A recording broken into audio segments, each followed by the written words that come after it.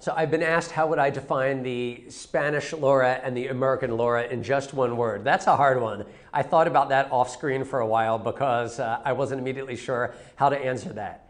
I suppose I would say that I would sum up the original Spanish Laura as being confident.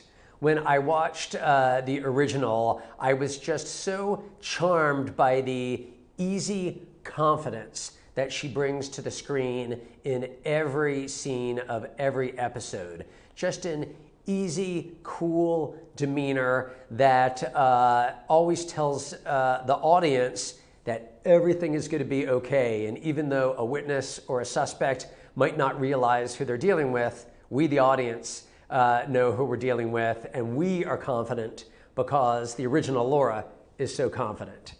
And then if I had to sum up the American version of Laura, I would say that she is persistent.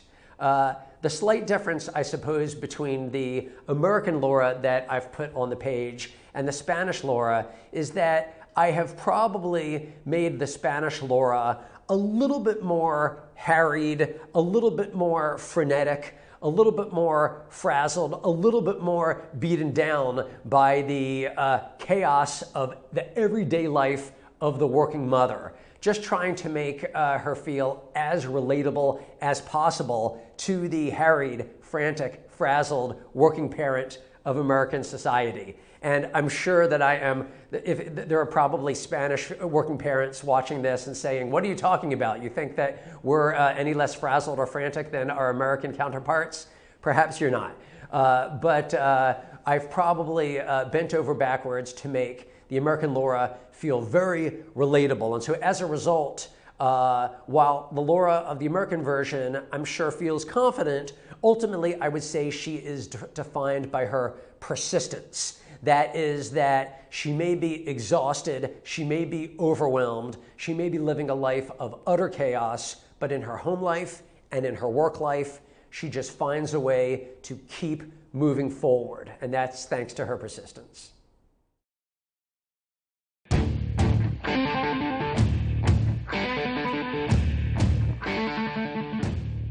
Well, I must say, we've watched numerous episodes of the Spanish original. We've read many episodes of the Spanish original, and they either consciously or subconsciously inform us every day of the week when we sit in the writer's room.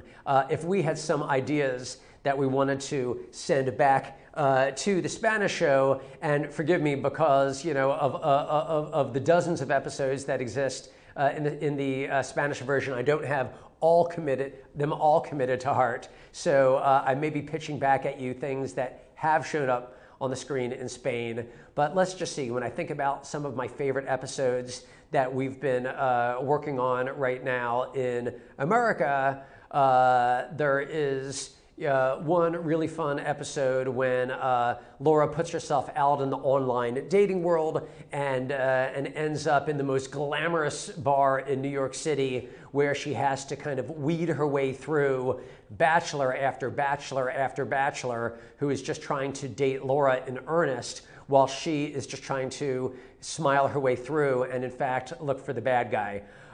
There is another episode in which Laura attends New York's Fashion Week and has to sift through all of the chaos and all of the absurdity and all of the glamour of the New York fashionistas in order to find someone who tried to kill one of the most successful American fashion designers, actually a European fashion designer working in America.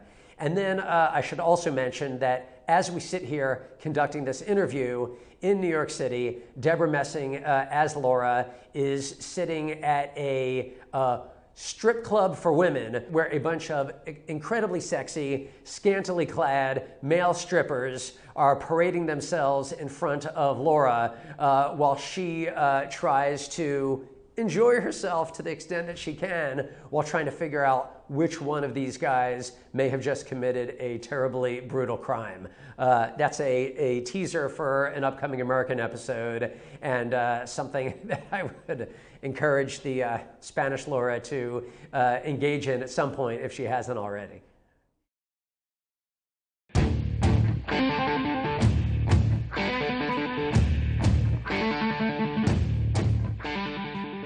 Well, look, we're talking about whether the Spanish original can adapt some of our stories and bring them right back to Spain. I spoke about that a little bit.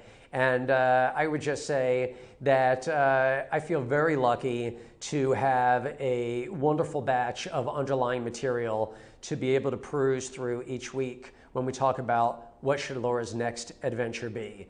And all I can say is if there is anything that is viewed by the Spanish audience or by the Spanish writers that they feel would make sense on the screen in Spain, we would be ever so delighted and honored and flattered to see some of those stories end up back in Spain. One thing that I could think of right now is at the center of one of the early episodes of the American version, there is a crime that takes place right in the heart of Times Square, which I don't have to tell the Spanish viewers because I'm sure everyone is well aware that Times Square is probably the most populous, the most dense population center in all of the United States. And so the puzzle for the episode for Laura is how did a crime like this, it's a shooting that happens in broad daylight in the middle of Times Square, happen unwitnessed by any individual and unnoticed by any of the dozens of security cameras that exist